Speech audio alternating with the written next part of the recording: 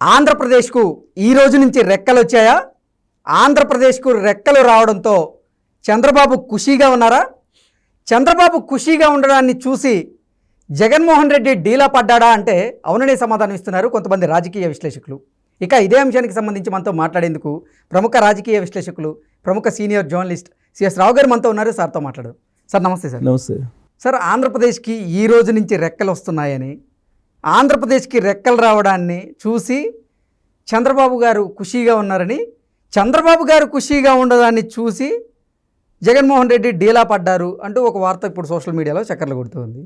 అసలు ఏంటి సార్ దాని సారాంశం? సో కొన్ని కోట్ల మంది ఆంధ్రప్రదేశ్ ప్రజలు ఈ రోజు కోసం ఎదురు చూస్తున్నారు చాలా కాలంగా కూడా. కారణం ఏంటంటే ఒక ప్యానిక్ సిచ్యువేషన్లో ఆంధ్రప్రదేశ్ ప్రజలు ఉన్నారు. మెజారిటీ ప్రజలు, అందరు కాదు, మెజారిటీ ప్రజలు ఉన్నారు అనేటువంటి ఒపీనియన్ సర్వేల్లో వస్తుంది.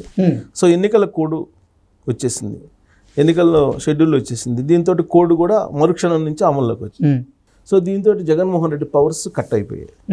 ఇక నా జగన్మోహన్ రెడ్డి పరిపాలన అక్కడ ఉండదు. ఒకవేళ ఉన్నా కానీ అది ఎన్నికల కమిషన్ ఆధ్వర్యంలో ఉంటుంది, కానీ కీలకమైనటువంటి నిర్ణయాలు తీసుకునేటువంటి అవకాశమే లేదు జగన్మోహన్ రెడ్డి.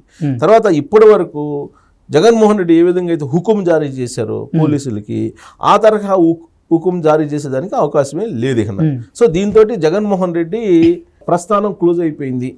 ఓకే, ఆయన జమానా ముగిసిపోయింది, నయా జమానా ముగిసిపోయింది అని చెప్పి భావించడానికి అవకాశం ఉంది. సో ఇక్కడ ఇప్పటి వరకు చాలా ఇబ్బంది పడినటువంటి వాళ్ళు ఉన్నారు, ప్రత్యర్థి పార్టీలు కానీ, లేదంటే మామూలు పౌరులు కూడా. ఎక్కడ ఏం చేస్తారో, ఎక్కడ ఏం మాట్లాడితే ఏమవుతుందో, ఒకవేళ ప్రభుత్వానికి సంబంధించి ఏదైనా మాట్లాడితే వాలంటీర్లు గమనించి పథకాలు ఏమైనా కట్ చేస్తారేమో, సంక్షేమ పథకాలు, ఇలాంటి భయాలు ఉన్నాయి చాలా. సో దానికి ఉదాహరణ నేను కూడా కొన్ని చెప్తాను. ఈ మధ్య నేను ట్రావెల్ అవుతున్నప్పుడు నాకు ఎదురైనటువంటి కొన్ని సంఘటనలు నేను చెప్తా. నేను ట్రైన్లో వెళ్తున్నప్పుడు నా సీట్లో, అంటే నా పక్క బెర్త్లో ఒక భార్య భర్తలు ఎక్కారు.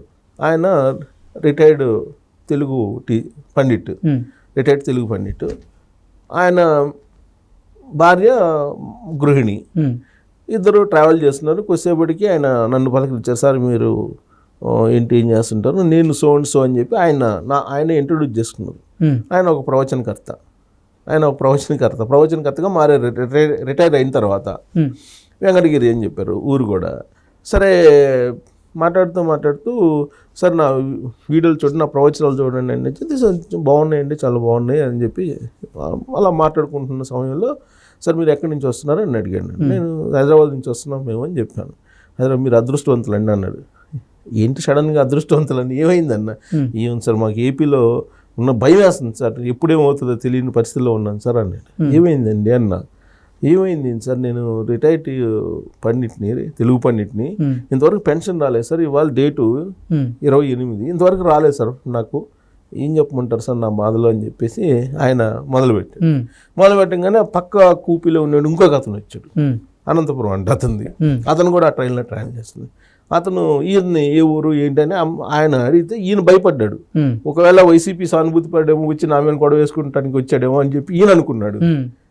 అనుకుని మీరు ఎక్కడికి వెళ్తున్నారు ఏంటంటే ఈయన ఏదో చెప్పాడు, నేను అనంతపురం వెళ్తున్నాను, మ్యారేజ్కి వెళ్తున్నాము మేము ఇద్దరము, అది ఇది అని చెప్పి వాళ్ళ భార్య భర్తలు ఇద్దరు వెళ్తున్నాం అంటే, ఏ కళ్యాణంకి వెళ్తున్నారు ఇట్ట అడిగాడు అతను.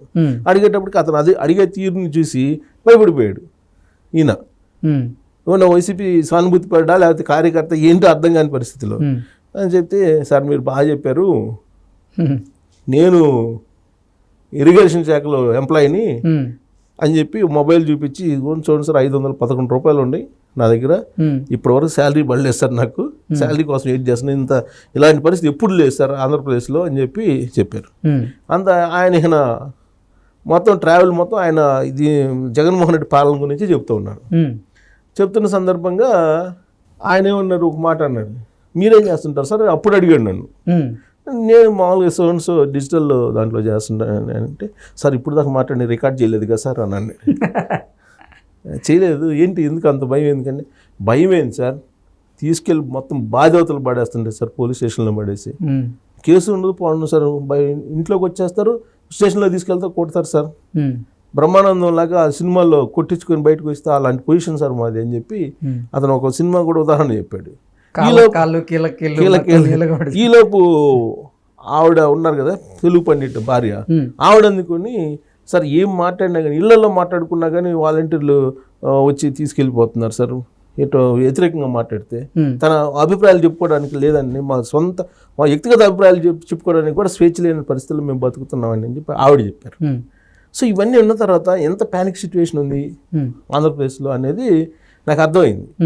సో అందుకే ఇవాళ ఎన్నికల కోడ్ వచ్చింది కాబట్టి ఇంకా జగన్మోహన్ రెడ్డికి సంబంధించినటువంటి ఆధిపత్యం, ఆయన పెత్తనం ఏమి ఉండదు కాబట్టి ఏపీకి రెక్కలు వచ్చినాయి.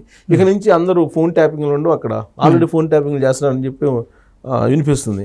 సో ఎవరికి వాళ్ళు ఎంప్లాయీస్ కూడా ఈ మధ్య వాళ్ళు ఉద్యమాలు ధర్నాలు చేస్తున్నారని చెప్పి అంగన్వాడీలు ఎంప్లాయీ కీలకమైనటువంటి లీడర్లు అందరూ కూడా ట్యాపింగ్ చేస్తున్నారు. ఫోన్ ట్యాపింగ్ అనేది వాళ్ళకి తెలుసు, అనుమానాలు ఉన్నాయి వాళ్ళకి. సో ఇక నుంచి మామూలు ఇప్పుడు దాకా వాట్సాప్ కాల్స్ లేదా ఇప్పుడు మీరు ఆంధ్రప్రదేశ్లో మీరు గమనిస్తే ఏ లీడర్ కూడా మామూలు కాల్ చేస్తే ఎత్తడు. నేను కొన్ని సంవత్సరాల నుంచి చూస్తున్నాను కదా, 4 సంవత్సరాల నుంచి చూస్తున్నాను కదా, అంతకుముందు ఫోన్లో మాట్లాడే వాళ్ళకి కూడా నాకు ఒక మాజీ మంత్రి అత్యంత క్లోజ్ అండి, వైఎస్ఆర్ కాంగ్రెస్ పార్టీ, జగన్మోహన్ రెడ్డికి ఫ్యామిలీకి చాలా అత్యంత క్లోజు, నాకు ఫ్యామిలీ ఫ్రెండ్ ఆయన. ఎప్పుడు ఫోన్లో మామూలుగా మాట్లాడుకుంటాం, ఫ్రెండ్లీగా మాట్లాడుకుంటాం, అన్ని విషయాలు మాట్లాడుకుంటాం. అట్లాంటిది ఆయన కూడా ఫోన్ ఎత్తడు. అంతకుముందు అర్ధరాత్రి వేళ అయినా సరే ఫోన్లో మాట్లాడుకునే వాళ్ళం మేము ఇద్దరం, ఫోన్ ఎత్తేవాడు కాదు. వాట్సాప్ కాల్ ఇస్తే వాట్సాప్లో కొన్ని రోజులు మాట్లాడారు. ఆ తర్వాత వాట్సాప్లో మాట్లాడటానికి కూడా ఆయన ఇష్టపడక మనం కలిసినప్పుడు మాట్లాడుకుందాం అని చెప్పి ముక్తసరిగా మాట్లాడటం మొదలుపెట్టాడు. ఓ మాజీ మంత్రి, ఎప్పటి నుంచో మాకు 2001 నుంచి పరిచయాలు, అంత క్లోజ్గా మాట్లాడుకునే వాళ్ళము, కుటుంబ విషయాలు కూడా మాట్లాడుకునే అంత క్లోజ్ ఉండే ఆ మాజీ మంత్రి నాతో కూడా ఫ్రీగా మాట్లాడలేని పరిస్థితికి వచ్చాడంటే ఏ స్థాయిలో జగన్మోహన్ రెడ్డి ఏ విధంగా పరిపాలన చేశాడు, ప్యానిక్ సిచ్యువేషన్ ఏ విధంగా ఉందనేది అర్థమవుతుంది కదా.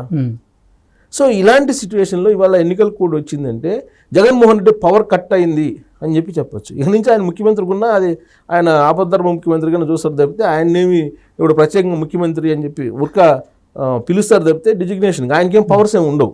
మొత్తం టోటల్ యంత్రాంగం మొత్తం కూడా ఇప్పుడు ఎన్నికల కమిషన్ ఆధ్వర్యంలోకి వెళ్ళిపోయింది. సో దీంతో ఇప్పుడు ఒకవేళ యంత్రాంగం కనుక జగన్మోహన్ రెడ్డి మాట వింటే కనుక ఇమీడియట్గా కంప్లైంట్ చేస్తే ఆధారాలతో ఎన్నికల కమిషనర్కి వీళ్ళు ఉద్యోగాలు పోతాయి. ఇప్పుడు దాకా ఎవరైతే ప్రైవేట్ సైన్యంగా వ్యవహరించారో జగన్మోహన్ రెడ్డికి, ఆయన ఏం చెప్తే అది చేశారో వాళ్ళందరూ తోకలు కట్ అయిపోయింది. ఇక్కడి నుంచి ఆంధ్రప్రదేశ్ పౌరుడే రాజు. ఎన్నికలు అయిపోయి కొత్త ప్రభుత్వం ఏర్పడేదాకా పౌరుడే రాజు, ఒకేసారి స్వేచ్ఛ ఇచ్చినట్టు బాణి సంఖ్యలు తెంపుకున్నటువంటి ఫీలింగ్ తోటి సంబరాలు చేసుకుంటున్నారు ఆంధ్రప్రదేశ్లో. ఎలక్షన్ ఫలితాలు రాకుండానే ఎన్నికల కోడ్ వచ్చినందుకే సంబరాలు చేసుకుంటున్నటువంటి పరిస్థితి అక్కడ కనిపిస్తుంది. సో అందుకే ఇది ఒక హ్యాపీ డే ఎవరికి, అక్కడ ప్రజలకి, ఎస్పెషల్లీ తెలుగుదేశం పార్టీ వాళ్ళకి, అందులోనూ చంద్రబాబు నాయుడుకి ఇది ఒక పెద్ద హ్యాపీ డే. ఏంటి చంద్రబాబు గారు ఖుషిగా ఉందని చూసి జగన్మోహన్ రెడ్డి డేలా పడిపోయారు? సహజం అంతే కదా. సహజంగా ఏంటి, ఆయన ఇప్పటి వరకు అనేక కేసులు పెట్టారు, ఒక్క ఆధారం కూడా తీసుకురాలి ఇప్పటి వరకు. రీసెంట్గా కూడా పెట్టారు కదా, అసైన్ ల్యాండ్స్ సంబంధించి ఏదో కేసు పెట్టారు. అంతకుముందు ఆయన్ని ఏ ఆధారం లేనటువంటి కేసులో పెట్టేసి స్కిల్ డెవలప్మెంట్ కేసులో పెట్టి ఆయన 53 రోజులు జైల్లో పెట్టారు. కేసుల మీద కేసులు పెడుతుంటే ఆధారాలు లేకుండా ఎంతమందిని అరెస్ట్ చేయించారు వీళ్ళు? చాలా మందిని అరెస్ట్ చేసి మా ఊళ్ళో కూడా అరెస్ట్ చేయించారు కదా. ఇప్పుడు మొన్న గీతాంజలికి సంబంధించి లేటెస్ట్ తీసుకుంటే గీతాంజలి చనిపోవడానికి తెలుగుదేశం పార్టీ వాళ్ళకి ముడిపెట్టారు, తెలుగుదేశం పార్టీ వాళ్ళని అరెస్ట్ చేయించారు కదా. అసలు వాస్తవాలు ఏంటి అనేది ఆ లోకో పైలట్ చెప్తున్నారు. ఆ లోకో పైలట్ వాంగ్మూలం ఉంది. అక్కడ వచ్చిన ఇద్దరు ఎవరు, అసలు తెనాలి నుంచి విజయవాడ రోజు ఎందుకు వెళ్తుంది ఆవిడ అనేది తెలుసుకోవాలి కదా. తెలుగుదేశం వాళ్ళని చెప్తుంది ఆధారాలతో సహా. ఆవిడ తెలుగు మహిళా అధ్యక్షురాలుగా ఉన్న అనిత కూడా చెప్పింది, రోజు తెనాలి నుంచి విజయవాడ పోయి అక్కడ సోషల్ మీడియాలో వీడియోలు చేస్తున్నారు, ఇది వైఎస్ఆర్ కాంగ్రెస్ పార్టీకి అనుకూలంగా. ఆవిడ ఆ రోజు ఏమైందో చెప్పాలి, పోలీసులు చెప్పాలని ఆవిడ అడుగుతున్నారు, డిమాండ్ చేస్తున్నారు. కానీ ఇలాంటి పరిస్థితుల్లో అసలు వాళ్ళని వదిలిపెట్టి తెలుగుదేశం పార్టీ వాళ్ళని అరెస్ట్ చేసి తీసుకెళ్లి వాళ్ళు లోపల వేయటం జరిగింది.